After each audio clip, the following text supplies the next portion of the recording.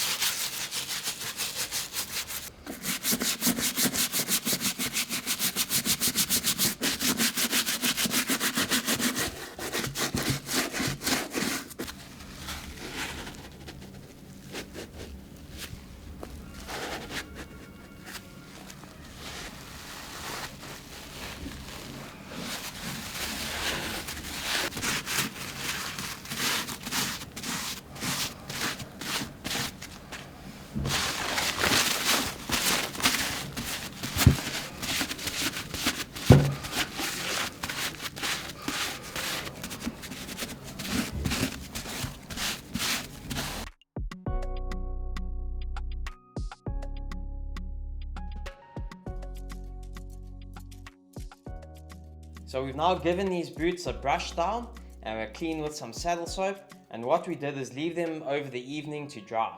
As you can see, the Shoelies and the Baobab boots have dried in various different shades, which shows that depending on the boot's use, you're going to get different results after following these two steps. So now what we're going to do at this stage is introduce a third pair of boots to the equation, and that is my personal pair of Baobab boots, which I've been wearing for the past month for our winter here in South Africa. And what we're going to be doing here is just applying directly a suede protector. So we're now going to finish off one foot with a beeswax, the other foot with a suede protector, and then my pair is just going to be straight suede protector onto the boots. Some of you may have picked up that on my pair of Baobabs there are leather laces here. We're looking at adding these to our accessories on our website, so in the comment section below just let us know your thoughts on what you think about us adding leather laces to the range as an added option.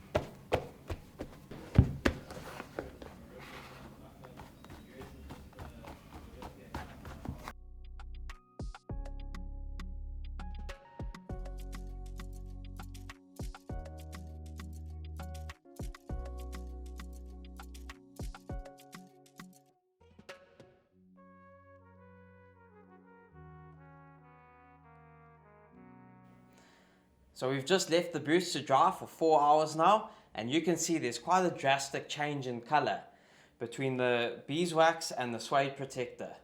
So personally, for a look, I prefer just going with the suede protector because I prefer the mottled look that it gives off and preserves the original color.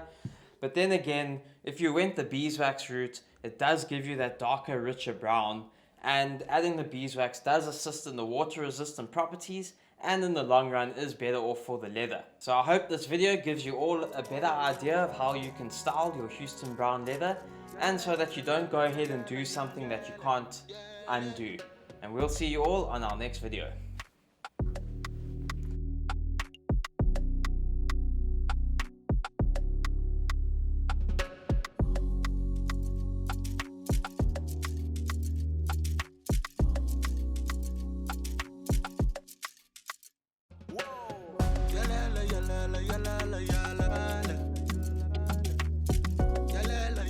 la la